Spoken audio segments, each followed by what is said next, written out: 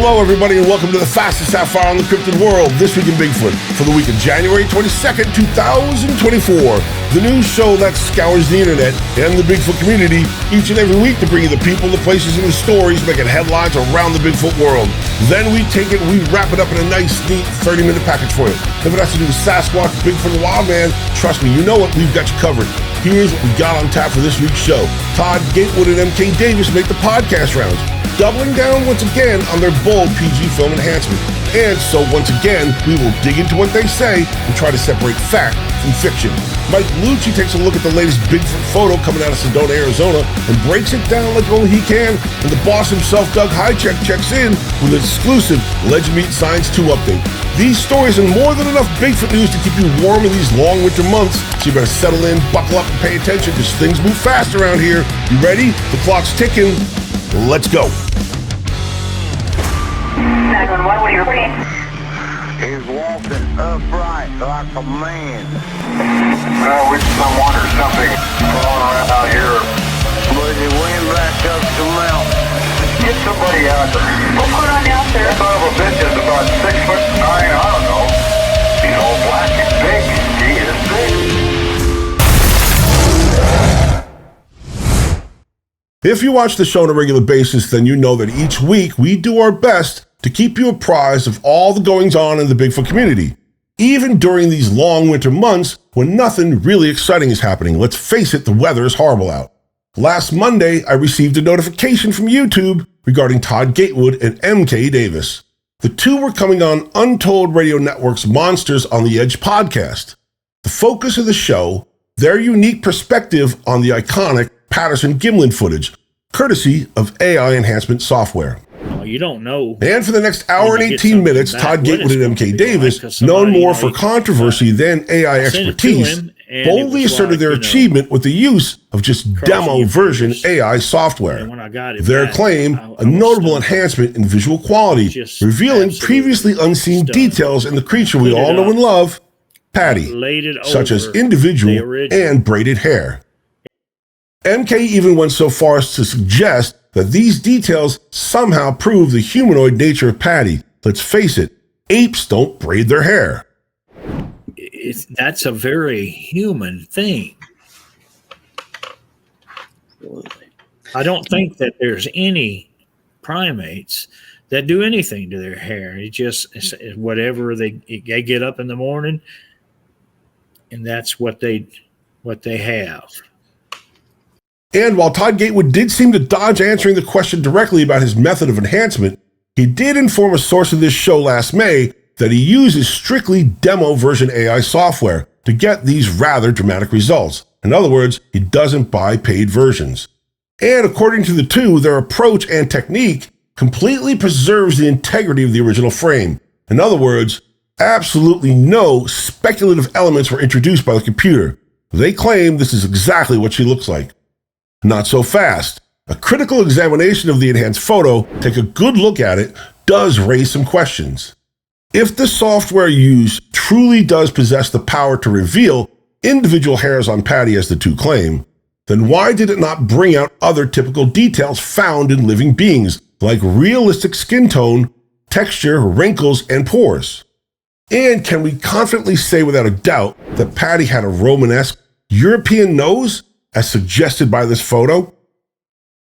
The grainy 16mm footage shot at a considerable distance has been scrutinized by enthusiasts, skeptics, and professional researchers alike. The potential to discern minute details such as individual hairs, a braid, and body cysts in the footage as the two men claim presents a significant advancement in the study of the creature, if these are accurate claims. Gatewood and Davis, despite lacking any AI expertise, raise intriguing questions about the capabilities of demo AI enhancement software in the hands of amateurs. However, skepticism, and a healthy amount of it, persists within the broader research community regarding their work. But I have a huge problem with it. And just because something's featured on our network doesn't mean I agree with it. It doesn't take a lot of experience to look at that and go, "Whoa, okay, that's got a lot of smudge tools and paintbrushes and all that stuff." Many software experts emphasize the inherent limitations of utilizing AI enhancement software to extract fine details from footage shot under challenging conditions. Area and the new and the old, you'll see that at the back, the trees have changed, the fields at the back have changed, and actually many of the buildings in the village have changed. Now, oddly enough, there didn't seem to be any reason for doing this, but it does highlight the fact that this is not taking the original footage and producing something that is closer to the original. This is actually creating something that is fictionalized, which is not necessarily related to the original at all in certain aspects. And I know they're using one frame, but still, especially non-paid demo versions, which generally have far less features activated and often result in much lower quality enhancements. In other words, you gotta pay to get the good stuff. While the claims made by Todd Gatewood and MK Davis continue to fuel interest and debate within the Bigfoot community, let's face it, it's a hot-button issue. It's important to approach this work with a critical eye. Just wanting these photos to be accurate isn't enough. It just isn't. Rigorous scrutiny and peer review are necessary to validate these enhancements and understand the true transformation of this original footage frame. And so, the big question remains, will Todd Gatewood and MK Davis ever provide comprehensive documentation and evidence to support these claims, including detailed insights into the specific AI algorithms and techniques utilized by Todd, the parameters of the enhancement process, and the reproducibility of the results? We will keep you updated on MK Davis and Todd's adventures and any credible analysis of their claims by impartial, professional sources. Stay tuned. So I stumbled across this photo on the Bigfoot subreddit during our break earlier this month. It was another one of those pictures where I sort of dismissed it at first, but wound up changing my tune after looking more into its backstory. Check it out. This photo was posted on Reddit on January 4th. The OP, who brandishes the username LuckyJ151, claims he took this picture at a place called Bradshaw Ranch in Sedona, Arizona. Lucky J claims he was taking panoramas but didn't notice the figure until reviewing the photos afterwards. He estimated the figure in question was about 6.5 feet tall just when it was bent down, meaning he believes it was probably taller, and he said he made this determination after allegedly doing a recreation at the same spot. The OP claims there's a lot more to the story, whose details he'll be releasing in the coming months. Sedona, as some of you may know, is a purported hotbed for high strangeness and paranormal activity. Stories of portals, ghosts, UFOs, Bigfoot, and other unexplained phenomena come out of this area, including an extensive history of strange happenings at Bradshaw Ranch. Now, this is very intriguing at all. However, you'll soon find out that there's a pretty big hole in Lucky J's story. One Redditor in the thread's comments posted this article, which contains the same exact photo we're looking at. It's a blog from the Sasquatch clothing company, a brand that's part of the National Paranormal Network. They produce movies, documentaries, and shows covering paranormal phenomena, and they're currently working on a documentary about one of their investigations at Bradshaw Ranch. This article was posted on June 6, 2023, and was written by one of NPN's main investigators, Alan McGargle. The article describes a visit Alan and his team made to Bradshaw Ranch, where Alan claimed he spotted a dark silhouetted figure that he estimated to be about 6 feet tall and 4 to 5 feet wide. When I reached out to Alan, however, he denied being Lucky J151 and said he didn't even take the photo. Alan described his sighting to the guide that took him and his team to Bradshaw Ranch. The guide said Alan's description actually matched something that he saw and managed to photograph a few months earlier at the ranch, and that's who reportedly took this mysterious photo. It wasn't Alan, but the guy that took him and his team to Bradshaw Ranch. According to Alan, the gentleman's name is Jürgen Hess. I'm not sure if I pronounced that right. As of writing this, I'm still trying to confirm if the OP on Reddit is in fact Jürgen Hess, but all things considered, I'm banking on it most likely being someone else who, for whatever reason, is trying to pass this photo off as their own. I'll keep everyone posted on any updates, but in the meantime, make sure to check out National Paranormal Network stuff. I left some links of their content in this video's description. While we verified this picture's origins, we're still trying to figure out if Lucky J is in fact the original photographer. So until we straighten all that out, it's on you to decide if this picture we just looked at is fact or hoaxed. I know we haven't seen any tracks, but maybe we just choose a direction. A few months ago, season 4 of everyone's favorite Bigfoot primetime show, Expedition Bigfoot, wrapped up, with the team once again spotting what they claimed were Bigfoot in the wilds of Alaska. Oh, right here. And since then, not ones to rest on their years of network success and constant conference appearances, Myra Mayer and Russell Accord have made plans to cash in, quite handsomely in fact, on their Bigfoot community star status. In 2 separate posts on Facebook, the duo shared with the Bigfoot community and their adoring fans plans for both a private campout and VIP meet and greet dinner. The dinner will be held Friday, May 31st at the Red River Gorge in Kentucky. It's a very beautiful spot. The event will run from 6 to 8:30, cost $150 a person, and not include alcohol. Sorry about that. The campout will cost those interested $500 a pop. You have to bring your own tent.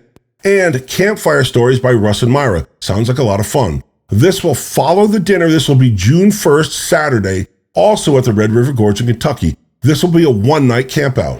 All those interested in attending either event are asked to email Myra directly at myra@myramayer.com.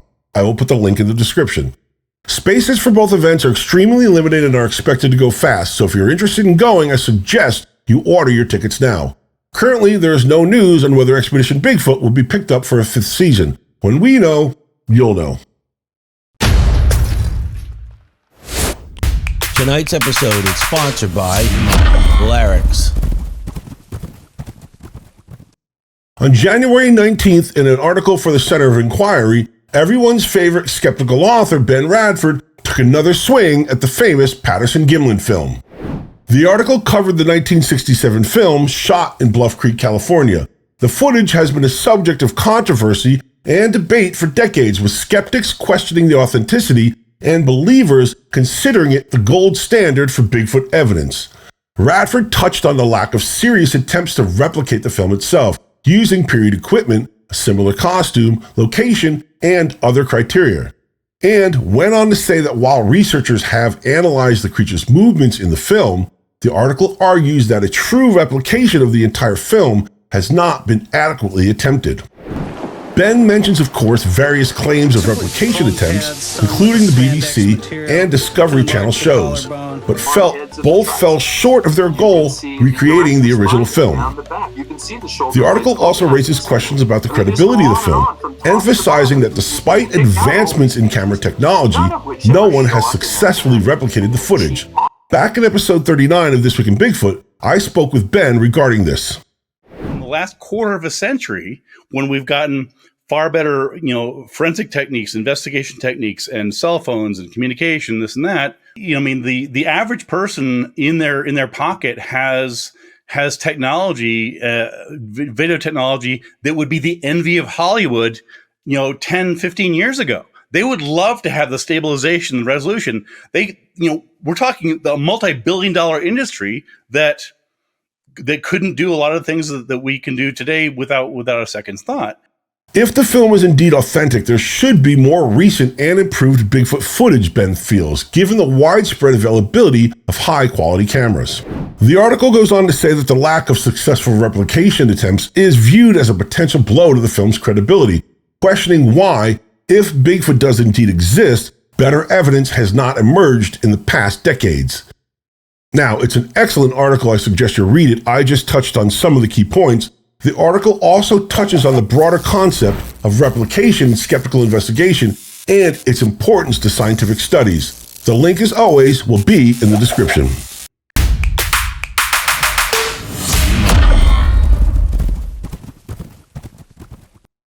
All right, folks, if you check your watches, you'll know exactly what time it is if you follow the series. We are officially halfway through episode 43, which can only mean one thing.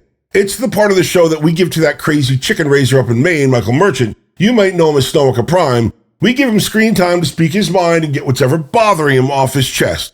Last week, it was Shadow Aliens in Miami. This week, God only knows what he has up his sleeve. Here he is again. This is 2 Minutes With. Echo Station 3K. Spotted Imperial Walker.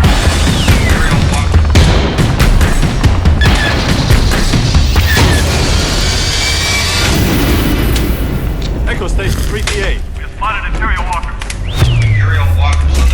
You heard about this guy, Todd, who's got the extra 10 seconds to the Patterson footage? Todd Ness? No. Todd Standing? No. Todd Humperdinkle? You're just making that up. What makes you think this Todd guy has an extra 10 seconds of footage? And I'm getting really sick of guys named Todd. Because he said so. Well, that doesn't mean anything. And he's a farmer. Oh, well, if he's a farmer, of course he's got a 10 extra seconds. Who would question a farmer? Because farmers are this nation's backbone. My point exactly. Look, I was being sarcastic. I thought we agreed upon a gang sign. If this was true, and there's an extra 10 seconds of the Patterson footage showing a baby Sasquatch running up to Patty, don't you think Roger Patterson would have cashed the golden ticket in a long time ago? I hadn't really thought about it. That would make sense, wouldn't it? That he would have cashed it in and got some dough for it. But you know, he sold the footage. I thought Patterson's widow had the footage. No, not according to Todd. And remember, he's a farmer. The real reason I'm here is to thank American farmers. Well, if he's a farmer, so Todd says that Patterson sold footage to the McKenzies for like $100 or something. $100? So I'm Bob McKenzie, this is my brother Doug. Well, back then it was like worth $1 million. No, $100 in 1967 wasn't worth $1 million. I'm just saying, he sold his footage to these people. Why would he do that? Why would he not cash in the $1 million ticket? Think about it. I have thought about it, and I like what Todd is saying. I would love to see an additional 10 seconds of the footage. A baby Sasquatch. OMG, how cool would that be?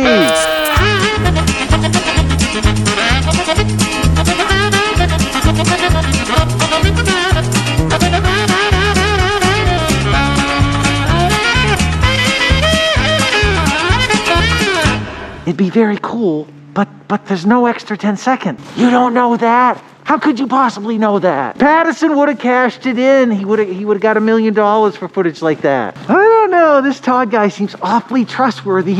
He served up the photo with the eyelashes.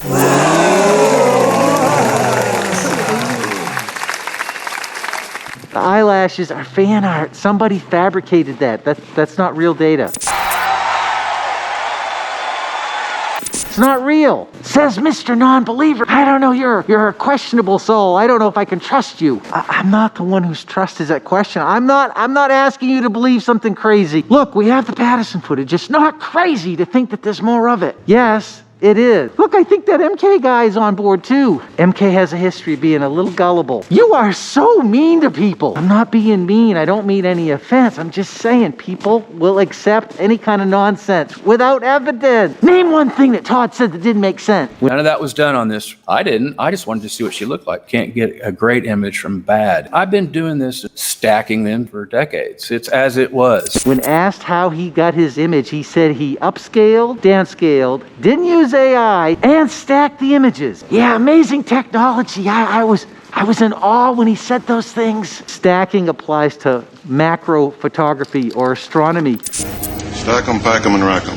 Where both the camera and the subject matter are static. You have to plan ahead of time.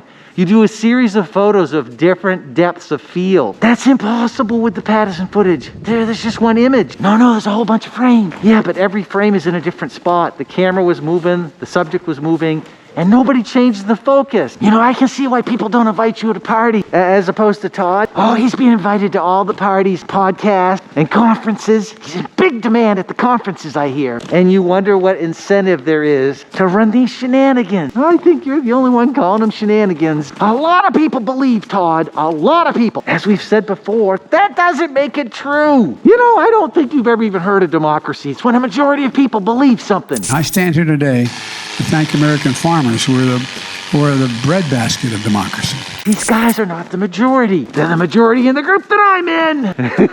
That doesn't make them the majority. I have a very close circle of friends, and most of my friends believe in this. Todd's pretty amazing. Did I mention he's a farmer? Oh, 10 more seconds of the Patterson footage. I don't know why. I don't know how you cannot be excited about that. Maybe I'd be excited if it was true. Look, we just have to be patient. That's what Todd said. Just to be patient. I've been doing this, stacking them for decades. Stack 'em, pack 'em, and rack 'em. And not to be critical, because if you're critical, they might not release it. They might be offended. Well, wouldn't that be convenient?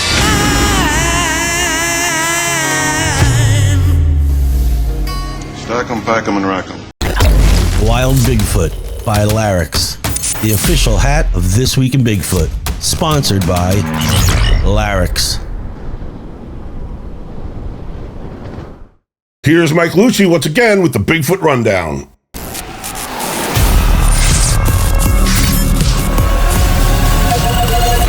Bigfoot Rundown.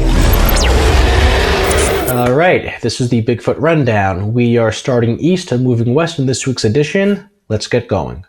So check out these bizarre tracks coming out of Chestnut Ridge, Pennsylvania. Hard to say how long the stride is in between each one, but 13 to 14 inch prints with 3 toes no less, that'll definitely turn some heads.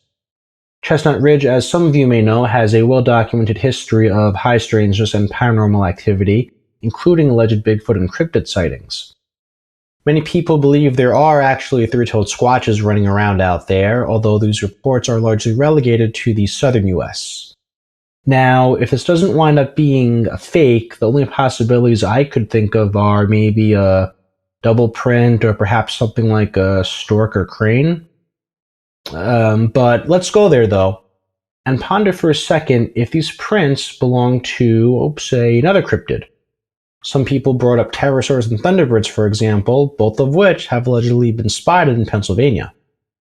What do you think left these 3-toed prints? A Squatch, hoaxer, another cryptid, something else? Let us know in the comments. This trackway was allegedly found in central Minnesota. It was posted on the Bigfoot subreddit earlier this month and got an animated response from community members.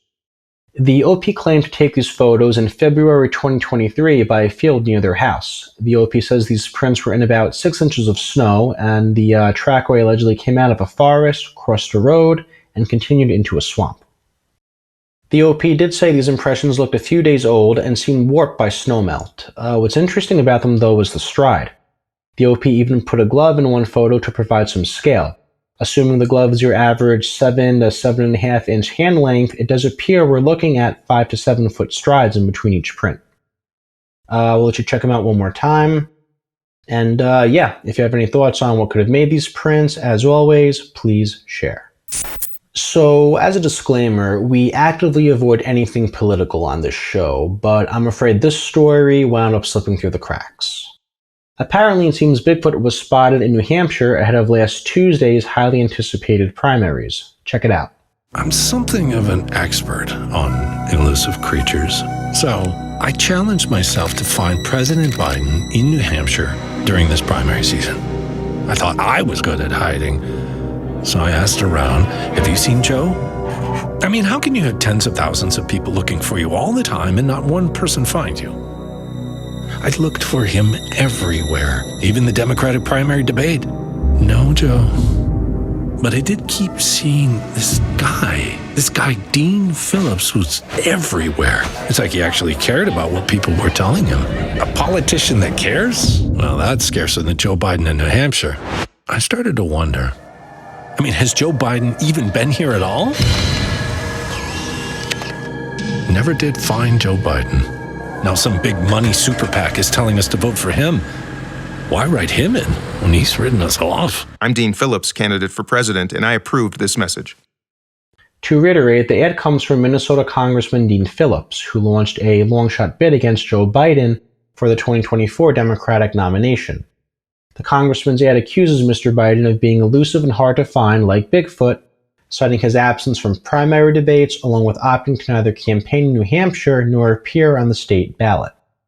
This isn't the first time Congressman Phillips got help from Bigfoot on the campaign trail. He originally featured Bigfoot in a 2018 ad during his first bid for Congress, 2 years before his primary opponent's alleged victory. This one comes from a Facebook group called Bigfoot Sightings and Encounters. According to the original post, it was allegedly taken somewhere in northwest Wyoming.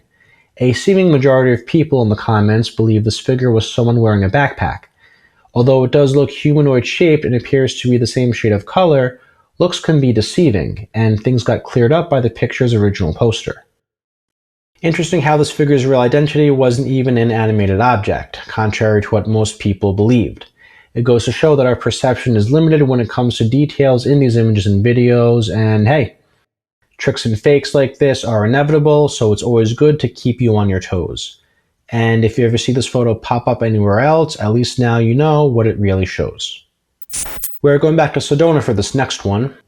These photos were posted on the Bigfoot subreddit earlier this month. The OP says they were taken at a spot in Sedona called Snoopy Rock.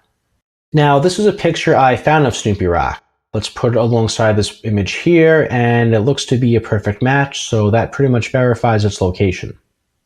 Now, this could just be a trick of the light, but if we zoom in on the figure in both photos, it doesn't appear to have a uniform color, but again, that could just be me. And I don't know about you, but in this particular photo of the figure, well, it sort of reminds me of whatever was in the Marble Mountain footage, whether it's a human or something different. What do you think about this comparison? And this one, well, if that's what we're actually seeing, then I truly commend the ambitiousness of whoever took these pictures. Check out these photos one more time. What do you think we're looking at here? A Bigfoot cutout, someone hiking, or something totally different? This was another Bigfoot Believers Facebook group find. Not really much to see here. It sort of looks like one of those what you see is what you get kinds of photos. It's surprising it didn't gain much traction when posted earlier this month either. All we know is this photo was allegedly taken somewhere in northern British Columbia. No precise location, no date, no time. We don't even know who originally took this photo or how it was obtained. Nonetheless, I still thought it looked interesting enough to feature in a rundown segment. If you have any info on this picture or thoughts on what it could be, make sure to drop us a line. And that does it for this week's Bigfoot Rundown. The Bigfoot Rundown.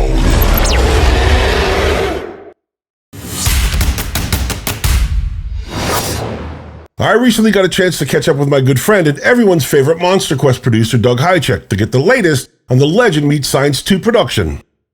What's been going on in Doug Hychek camp? Well, as of late, I am working hard on getting answers on fingerprints, Bigfoot fingerprints, what we think are Bigfoot fingerprints due to their being oversized, thick, waxy sebum that's left behind on car doors, windows, house windows, sliding windows, all over the country. And so that's what I'm focused on. Did you find someone to help you with that? Yes, I'm working with 2 latent experts at this point. Excellent. So hopefully we'll get some answers. And then one of our shoots got canceled because of a conflict with the film crew who had to grab another big job and couldn't be available for one of the Legend Meets Science shoots. Well, we know March will be extremely busy for Legend Meets Science too. We've got a lot of shoots planned. Well, there you go. See, there's not a whole lot always going on. It's hard because you're busy all the time, but you can only do so much with the powers that be with a film crew canceling on you or postponing or changing the schedule, and then the weather's cold and crappy. And these are things that you deal with all your career, aren't they, Doug? Yeah, we've always had to work around the weather. Because we're not doing a bear hibernation show. If we were doing a bear hibernation show, this would be our prime time right now. Stuff takes time. Yeah. Well, Doug, I can't thank you enough for checking in. It's always nice to talk to you. Stay on the line here, but I'm going to wind this up real quick and send it back to the studio. Once again, I'd like to thank Doug for taking the time to check in. I know he's very busy, and remind you that you can still pre-order the film or donate to the project and get your name in the credits or some other great gifts. Be sure to visit HangerOnePublishing.com. Last week, we sat down with Bigfoot researcher Melissa Adair to talk about women in Bigfoot. And since then, last Monday, in fact, her latest venture, an online Bigfoot clothing store geared around women called Rebel Sass, went live. The shop will feature fresh designs and one-of-a-kind pieces for the unapologetically bold Bigfoot fan. Be sure to check the show's description for the link to Melissa's online store. Hey, this is Chuck Larson. You're watching the CARC channel on YouTube. It's time once again for Chuck Larson and this week's Top 5 Bigfoot Podcasts and Live Streams.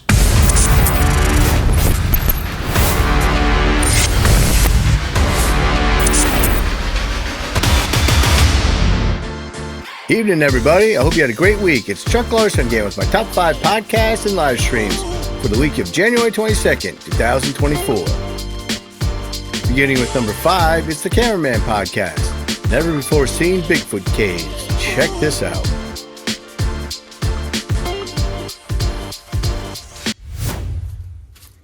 Whoa, it's like floating above the equipment.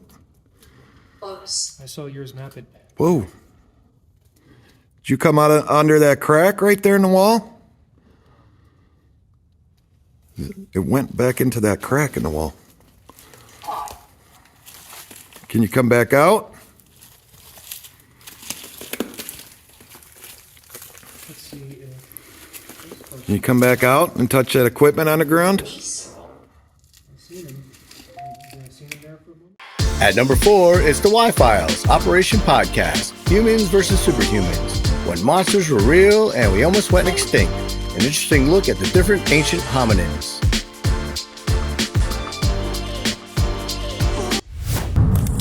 But then the man took a step forward toward the light. It's no man, at least not a man like you've ever seen. He's not that tall, but he's so wide and muscular he seems unnaturally large. His back is hunched. His skin looks thick and leathery. Patches of his body are covered in thick fur. He looks right at you and shows enormous teeth. Then you realize he's smiling. He's wiping something sticky off his chin. Blood. His hulking frame takes slow, lumbering steps toward you. He doesn't need to run. He knows he'll catch you. It takes a moment to realize what you're seeing, but it finally clicks. The elders of your tribe weren't telling tales to control your childhood behavior. Sometime many, many years ago, we'd been here before. Coming in at number 3, it's the Monsters on the Edge podcast of the Untold Radio Network. A brand new look at Patty with guests Todd Gatewood and MK Davis. If you look at the raw image, you'll see that there's a yellow discharge coming out of the eye in 2 places on either end. Right. And it runs across that overexposed part of the cheek. And then, you know, she's walking with a eye problem. If that means anything. Yeah, of course it does. And I'm going to go on record saying something that I'll, again, probably get put up on the dartboard for. If there has been no chicanery on the reproduction of this, we have proof of a living animal or other species of human. Finally, as you were alluding to earlier, it's pretty much incontrovertible. At number 2, it's one of the CARC's own, Gwen Purcell, and her podcast From Behind Tall Trees. Detloff passed 65 years later.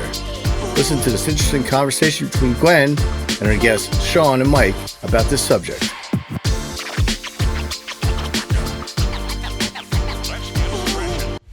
The arms don't look very long, and I mean, aside from that looks like a jacket. It doesn't look much different than the jackets those folks were wearing. It kind of even looks like a little bit of a baggy crotch in the pants there. Right. But I may intervene on this. The variations of these creatures can go of all shapes and sizes. I mean, if you're comparing, contrasting the North American Bigfoot with the Russian mink, you know, there's only been a handful of people that's had these encounters with these minks and told their story, not lived to tell the story. For the most part, while in Russia, it's common. Like, oh, yeah, it's just a mink. And coming in at number 1 this week, it's Encrypted Connections. In his latest episode, Kyle is joined by our friend RPG of Outcast Paranormal to talk aliens, Bigfoot, and Bigfoot cyborgs.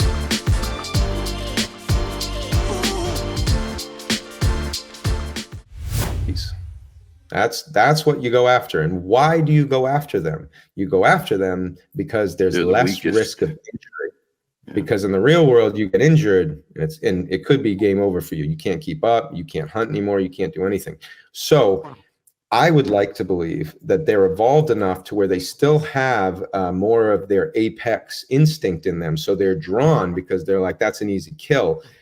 But like us, they're able to take it a step further and enjoy it more, right? So she's rocking on this swing. One, you're right, it's habitual. So it creates a pattern that is constant. One, it's sending out vibrations and frequency. I'd love to get on it and see if that's even creating a small bit of infrasound. I don't think that could do it. You need like a big diesel engine or a big, but it might be, but it might just be enough to send a noise out that would attract something that's sensitive to it. All right, folks, it pains me once again to tell you that all good things must come to an end, and so episode 43 is now in the record books. I'd like to thank you for watching and remind you to like and share everything we do here at the Catskill Appalachian Research Collective. You got to tell your friends, spread the word about the show. And if you have any questions or comments, you can always drop us a line at thisweekinbigfootnewscast@gmail.com. So, until next week, for Mike Luci, Chuck Larson, and Snowwalker Prime, I'm Brendon Brown, reminding you that when it comes to getting your Bigfoot news, be informed, not biased, stay warm. We'll see you next week.